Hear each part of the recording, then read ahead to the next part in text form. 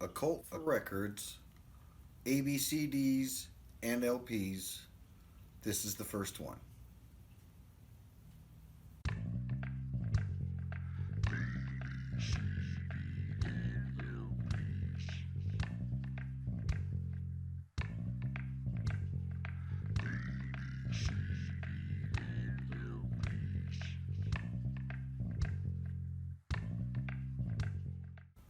Hi, I'm Eric, and this is the Plastic Soundwave Cult. And if you want to be in a cult where you praise the power of PVC, hit one of those thumbs, subscribe, hit the notification bell to toll for thee. So I figured as a way to go through my collection and show it on YouTube, I would go through it with an alphabetical theme. So I'm going to pick one LP and one CD, and they'll both have the same letter. And I'll talk a little bit about the band and that particular album.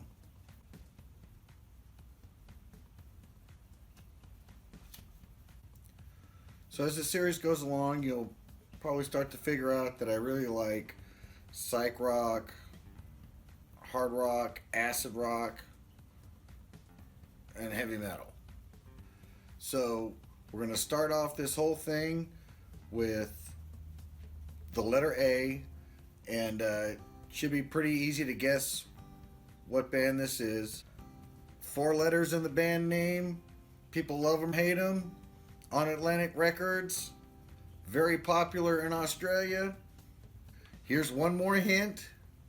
You guessed it, it's ABBA. Not what you were thinking?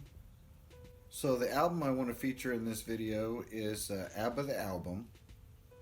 And I want to talk briefly about the beginning of ABBA and how they got to this point of this album, and then focus on this album, and then speak a little bit briefly about what happened after this album. So let's go ahead and dive into the beginning of ABBA.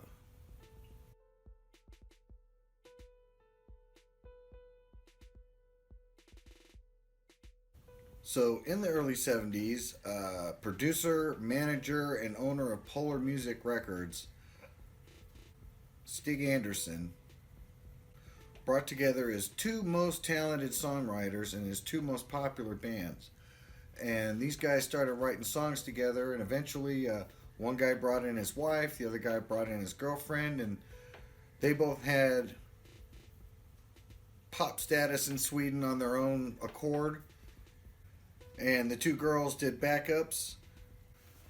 And as time went on, the core group was Agneta Faltsko, Bjorn Ulvaeus, Benye Andersson, and Annifrid Frida Lyngstad. So one of the things that Stig Anderson wanted to do was produce an international hit. And he felt that with Bjorn and Benye, he could really do that. They were pretty good songwriters. They had a lot of hits in Sweden. So he set them up. They put together a song called Ring Ring. And it was a big hit in Sweden, but it did not pass the nationals to go on to the Eurovision Song Contest, which is a European contest where countries from all over Europe submit a pop song, and it gets voted on, and usually the winner has a #1 hit or has a hit briefly. Sometimes they do well, sometimes they don't. It's a hit and miss thing. And at the time, the group was known as Bjorn and Benny, Agneta, and Annifrid. So that's obviously a little bit wordy. So Stig gets Agneta, Bjorn, Benye, and Annifrid together and says, look, I got a great new name for you guys. It's going to really help us for the Eurovision Song Contest. It's going to be Always Beelzebub, Beelzebub Always.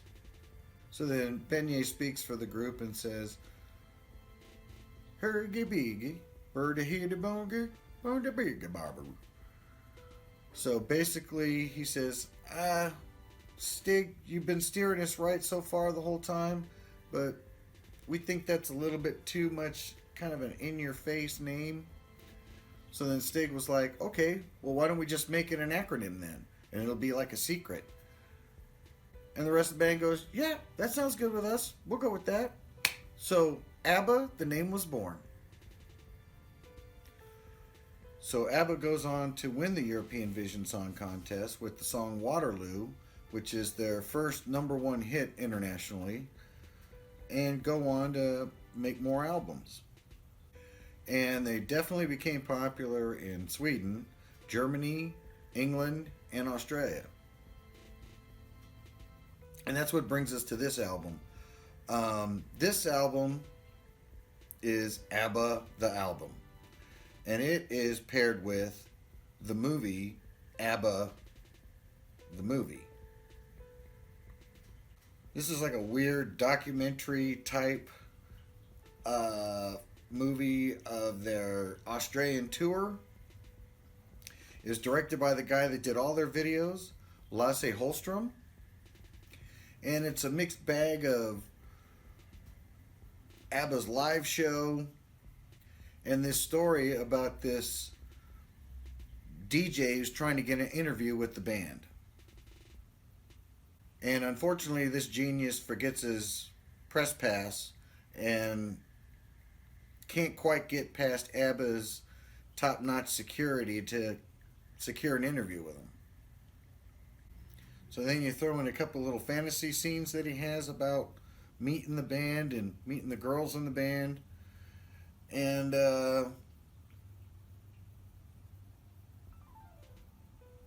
yeah, apparently then you have a movie. The movie. This album, ABBA the Album, is all the studio tracks from that movie. The only one that seems to not appear in the movie is Take a Chance on Me, but it actually shows up just briefly after this certain taxi scene where he gets stuck in traffic trying to get to ABBA to get the interview.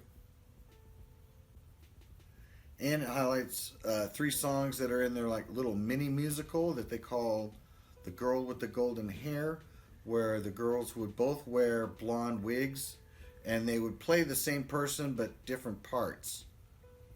Now, actually, when I was researching to do this video, I did watch ABBA the Movie, and you can watch it on YouTube, but it's in German.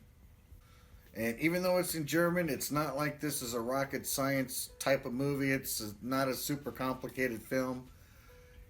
Only the basic speaking parts are done in German, but the rest of it, they do all the songs in English still.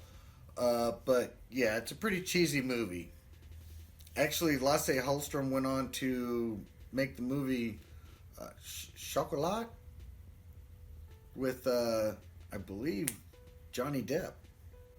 Another weird thing about this album is for the album, I've only seen it one other time. Special printing for the name of the band on the Atlantic label. Most of the time when you see an Atlantic record, it has just plain block font on it.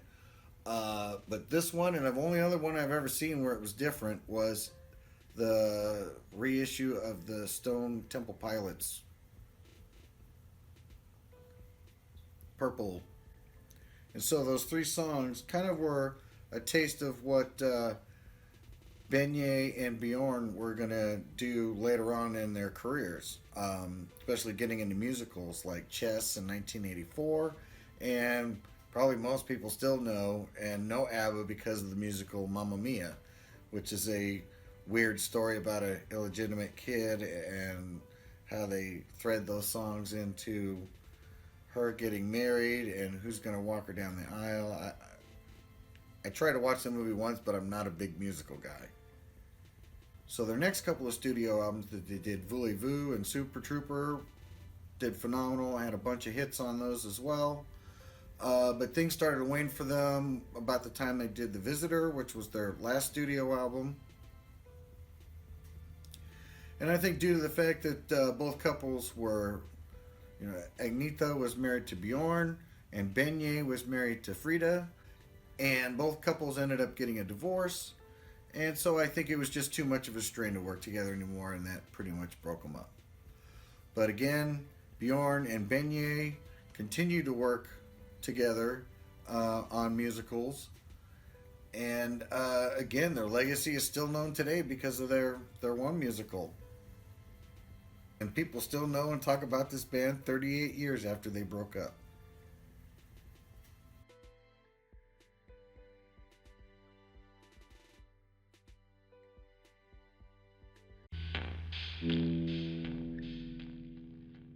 So the CD that I'm going to feature in this one is Dirty Deeds Done Dirt Cheap. It's actually my favorite ACDC album, which I'll go into a little bit more later. But first, let's hear a little bit about the history of ACDC. So, in 1963, Scotland had one of its worst winters ever, and that caused the young family to emigrate to Australia.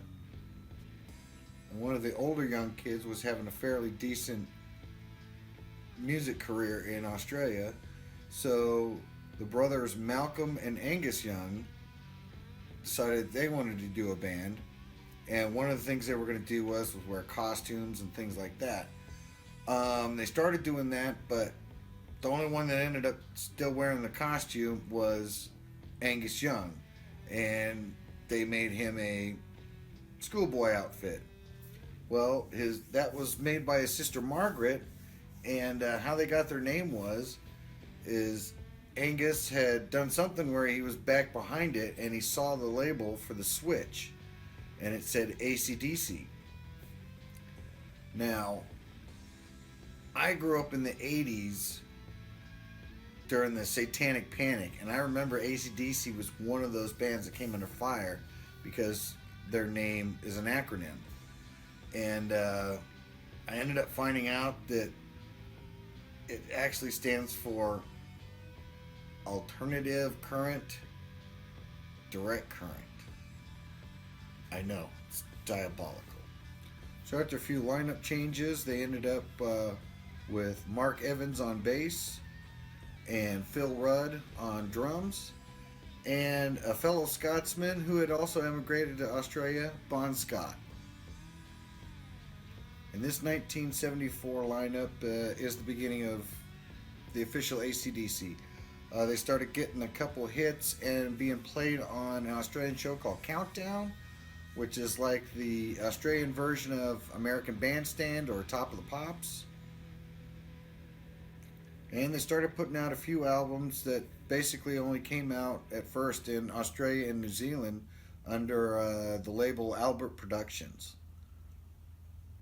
They finally got a contract with Atlantic for their first international release, which was High Voltage. And then we come to this album, Dirty Deeds Done Dirt Cheap, which in Australia had a different cover and was out on Albert Productions, but everywhere else it was on Atlantic and has the cover that we've come to know and love in most of the world, except Australia, I guess. So one of the interesting things about this album is that it did come out in 1976. It did come out in the U.S. in 1976, but it didn't come out on vinyl until 1981. It was only available on 8-track in the U.S. for the first few years. A lot of people don't care for this album for some reason, or the way I've seen it, or they say it's their least favorite album. For me, it's my favorite album because it kind of has a little bit more texture to it than a lot of their other albums. There's going to be some Rockin' is a great boogie song. The build for It Ain't No Fun Waiting Around to Be a Millionaire is a great tune. And I just love the bluesy smoothness of Right On. I kind of think that's one of my favorite songs by them, even though it's probably, I think that as far as I know, their most mellow song. It's just, man, it's just so smooth that is a perfect song when it comes on in the car. No matter what you're doing, no matter where you're driving, that song comes on and it's just awesome. And of course, you get the rockin' tunes like Problem Child, Squealer, Dirty Deeds. And the first side is basically just one hard rock fest.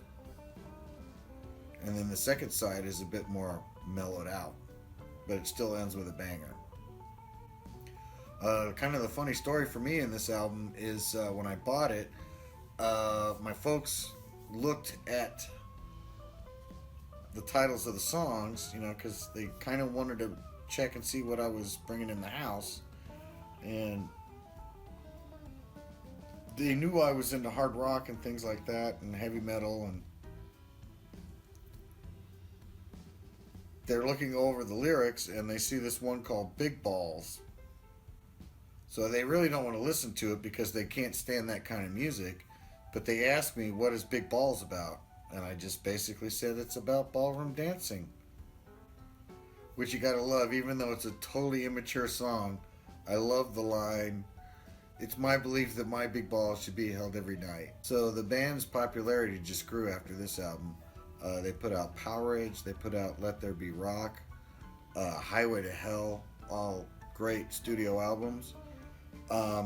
Personally, one of my favorite live albums is If You Want Blood. But unfortunately, due to the death of Bon Scott, it looked like the band at first might not go on. But then they took on the singer Brian Johnson, and they put out their biggest selling album of their career, Back in Black. In actuality, is also the 7th biggest selling album of all time. They've continued to tour, I believe, up until 2016. I've read about Angus Young might do a project with Axl Rose beyond Axl Rose taking over from Brian Johnson, but I don't know since the death of Malcolm Young. Once he passed away, I think they felt that ACDC wasn't really the same anymore. So I think Angus Young is basically going to move on to different projects. But that's just a little that I gathered when I looked around online. So on that chipper note, I want to thank you for watching the Plastic Soundwave Cult in this first episode of ABCDs and LPs. And thus endeth the lesson.